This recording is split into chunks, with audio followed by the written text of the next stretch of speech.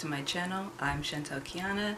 For today's video, I wanted to share a quick book review of a book that I just finished recently. It's called Conscious Grieving, A Transformative Approach to Healing from Loss, and it's by Bidwell Smith. And this is what it looks like. It can be purchased right off of Amazon.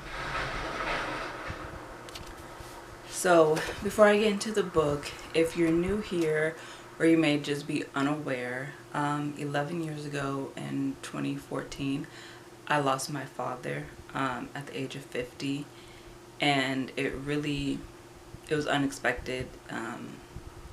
It just turned my life upside down, to be honest. And for a long time I was struggling with grieving and knowing how to grieve. I've lost, unfortunately, a lot of family members, but my father is like the closest, family member that I've lost. So I really didn't know how to process it.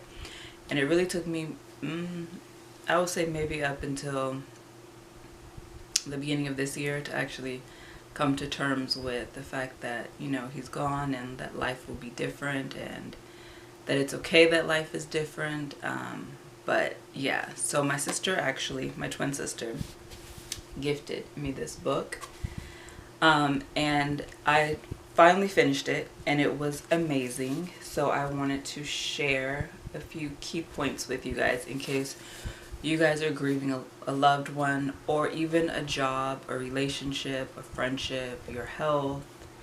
There's so many things in this world that we can grieve, and I'm sure if you're watching the news, you're seeing how much horrible things are going on in the world. So if anyone is struggling right now, then I highly recommend checking this book out.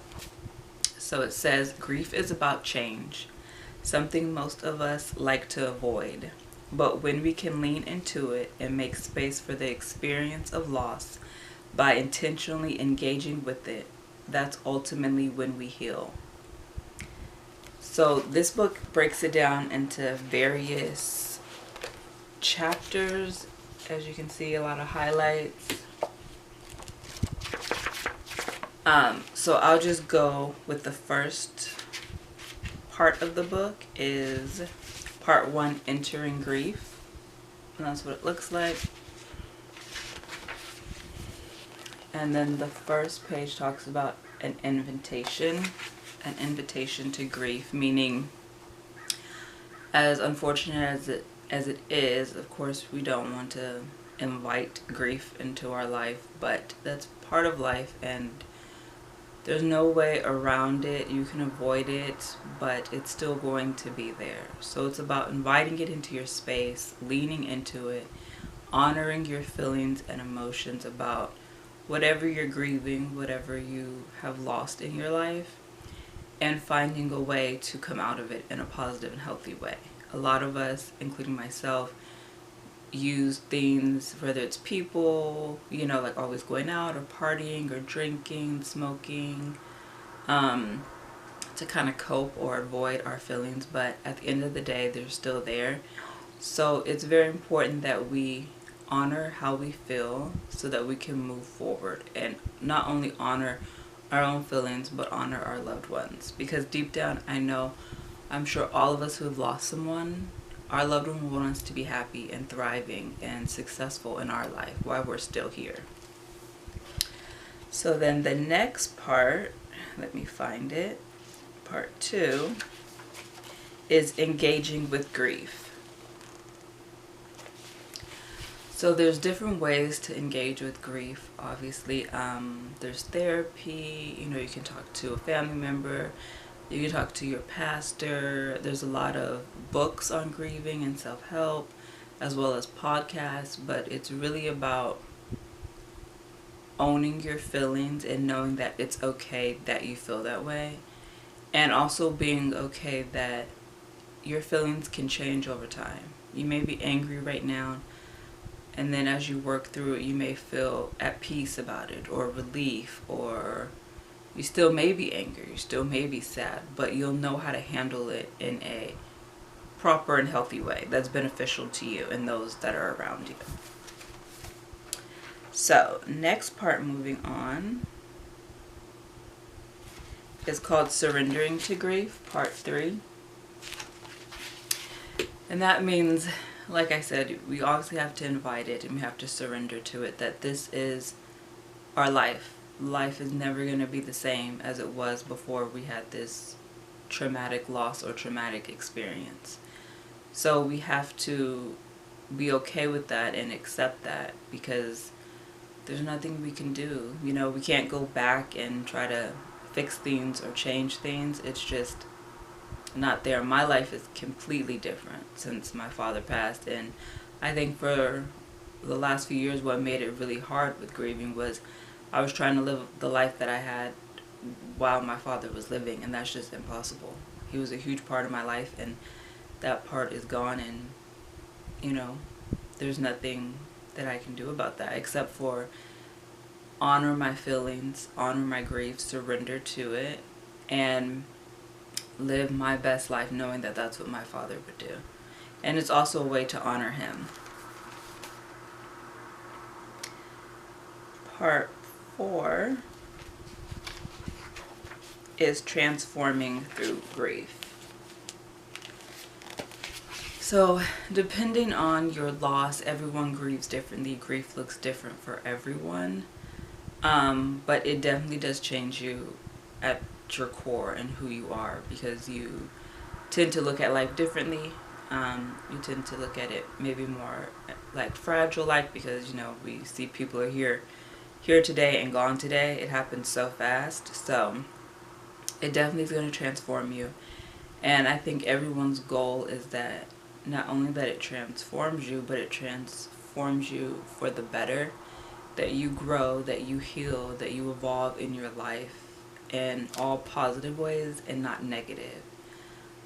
It's very easy to get stuck in a depression or a sad cycle, because I mean, like, you're heartbroken when you lose something that meant so much to you, and you're left devastated. And depending on how you lose someone or what loss you've experienced, you don't know how to cope with it if you're not giving answers, if you don't know why the person passed or why this happened. So it's very difficult, but the end goal with dealing with grief is to know that it comes in waves, it comes in cycles. I don't think personally grief is ever something that just truly goes away, but I think how you handle it changes. And when you learn new skill sets and new tools, I think that's the game changer, that you can live peacefully and live a full life even though you're still grieving a person or thing.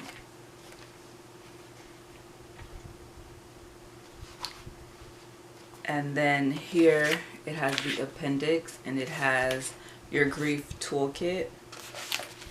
And in this section it gives different type of grief models from different therapists, psychologists, scientists, and they just share throughout the years different tools for grief and how you can cope with it. So some of the key tools are therapy and counseling. Talking to a skilled professional who is safe and unbiased can serve to both unburden and process all that you are carrying. Also, eye movement desensitization and reprocessing is a treatment designed to alleviate distress associated with traumatic memories and grief. Another one is cognitive behavioral therapy, focuses on changing automatic negative thoughts that contribute to and worsen emotions like depression and anxiety. Somatic therapy. The philosophy of somatic therapy is one that explores how what happens in your life is stored not only in your mind but also in your body. Journaling. Side note, which I'm a big fan of journaling. This is a practice that will help you find the words for your grief. Keeping a journal also serves to release and unburden difficult emotions and relieve stress and anxiety. Meditation, another big fan of. Meditation is a practice I recommend more than any other. It is simple, easy, accessible, and provides immediate and ongoing relief from anxiety and overwhelm. Mindfulness. This is also a practice that provides relief from the crush of grief. Mindfulness is simply a way to bring your awareness to the present moment and can be done with many sensory activities like intentional breathing, eating, and walking. Yoga. This practice incorporates both meditation and mindfulness into a physical experience using a series of stretches and sequenced movements that soothe your nervous system and calm your mind. Breathing exercises.